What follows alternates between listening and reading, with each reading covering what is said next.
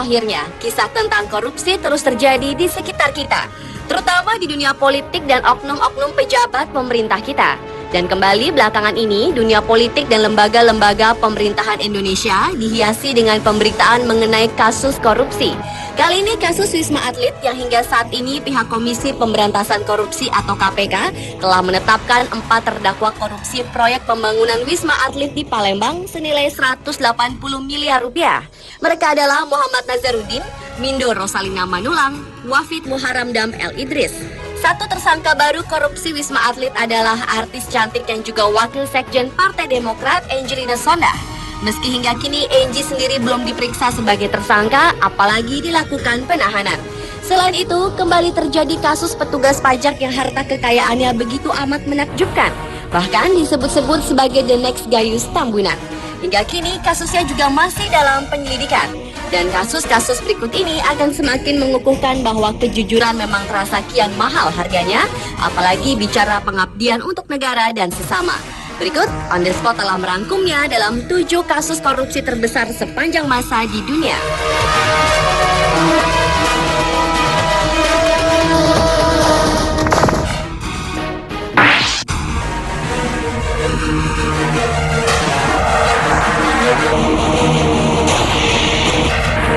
Diawali dengan kasus korupsi terbesar yang pertama yang datang dari Ferdinand Marcos, seorang pengacara yang memerintah sebagai Presiden Filipina periode tahun 1965 hingga 1986. Selama 20 tahun kekuasaannya, Presiden ke-10 Filipina itu telah menggelapkan dana publik hingga miliaran dolar melalui Amerika Serikat, Swiss, dan negara-negara lain. Pada tahun 1986, Marcos terpilih untuk keempat kalinya dalam sebuah pemilu yang diduga dipenuhi dengan kecurangan. Hingga akhirnya Marcos diturunkan dari jabatannya sebagai presiden dalam revolusi EDSA, sebuah revolusi damai di bawah pimpinan Corazon Aquino di tahun yang sama. Sementara istrinya Imelda diketahui meninggalkan lebih dari 2.500 pasang sepatu di lemarinya ketika ia dan Marcos melarikan diri dari Manila ke Hawaii. Di sana Marcos dituduh menggelapkan uang negara dan pinjaman dari luar negeri untuk kepentingannya dan kroni-kroninya, terutama pinjaman dari Amerika Serikat yang merupakan sekutu terdekat Filipina dan dinyatakan bersalah.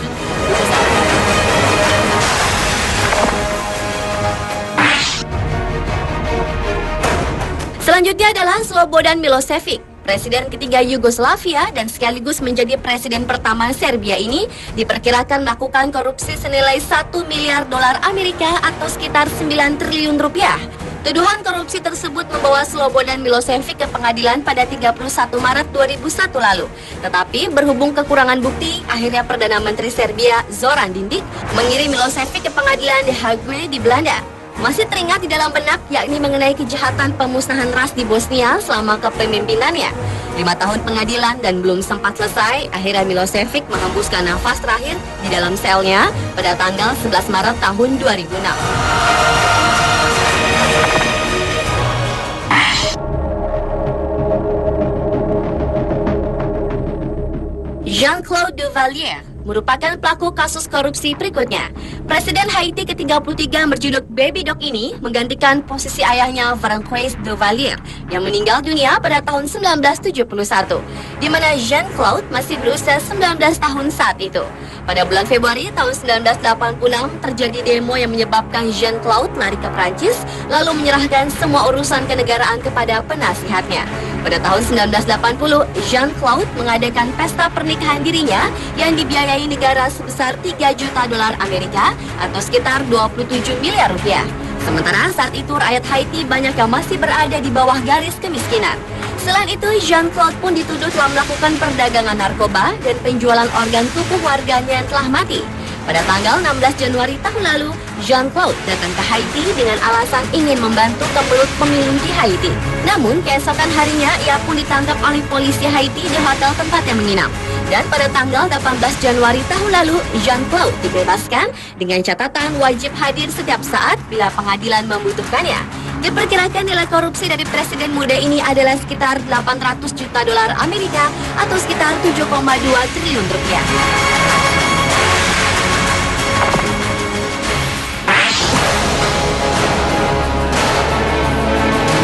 Beralih ke pemimpin negara lainnya melakukan tindak korupsi, yakni Sani Abacha.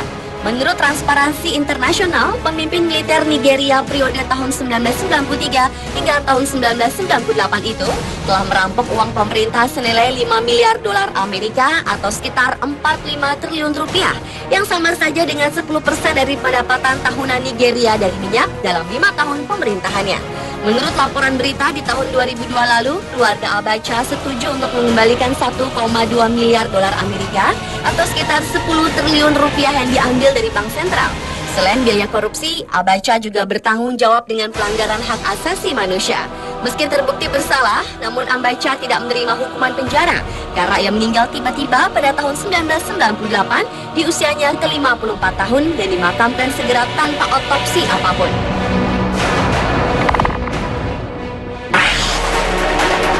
Pria paling dicari di India, Daud Ibrahim ini merupakan pimpinan dari sindikat kejahatan yang beranggotakan 5.000 orang yang beroperasi terutama di Pakistan, India, dan Uni Emirat Arab. Organisasi kejahatan tersebut bertanggung jawab atas kasus penyelundupan, narkotika, hingga pembunuhan. Buronan ini dinyatakan telah berhasil mencuci miliaran dolar melalui jaringan terselubung. Ibrahim pun juga diduga menjadi penyelenggara dan menyumbang dana untuk pemboman Mumbai di tahun 1993 dan sejumlah besar mencuci uang atas nama Osama bin Laden. Pada tahun 2003, Amerika Serikat menyatakan Daud Ibrahim adalah seorang teroris global dengan kekayaannya diperkirakan sekitar 5 miliar dolar Amerika atau sekitar 45 triliun rupiah.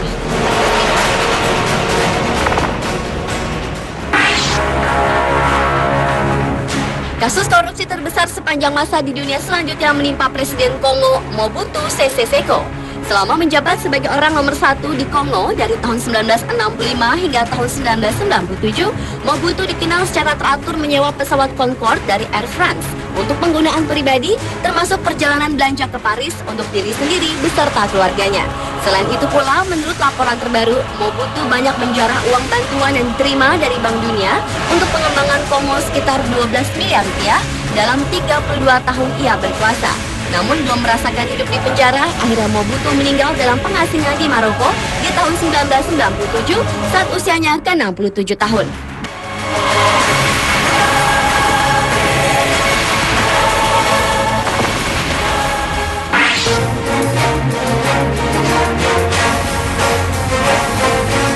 Dan kasus korupsi terbesar sepanjang masa di dunia yang terakhir adalah yang dilakukan oleh Pablo Escobar.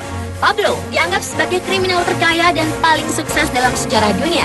Pada tahun 1989, majalah Forbes menyatakan bahwa Pablo sebagai orang terkaya ke-7 di dunia dengan kekayaan pribadi yang diperkirakan sebesar 10 miliar dolar Amerika atau sekitar 91 triliun rupiah. Bahkan per minggunya, Pablo menghabiskan 1.000 dolar Amerika atau sekitar 9 juta rupiah hanya untuk membeli karet gelang yang digunakan membungkus tumpukan uang-uangnya. Karena memiliki uang ilegal, maka ia menyimpan sejumlah uang tunainya di sebuah gudang. Atas kasus kejahatannya tersebut, akhirnya Pablo dijebloskan ke penjara yang sangat mewah selama beberapa bulan. Sementara di tahun 1992, Pablo melarikan diri setelah mendengar ia akan dipindahkan ke penjara lain dan akan dibunuh. Dan di tahun 1993, Pablo Escobar meninggal dunia karena bunuh diri, dan ketika divisum, Pablo diperkirakan memiliki 1.000 luka tembakan di seluruh badan dan kakinya.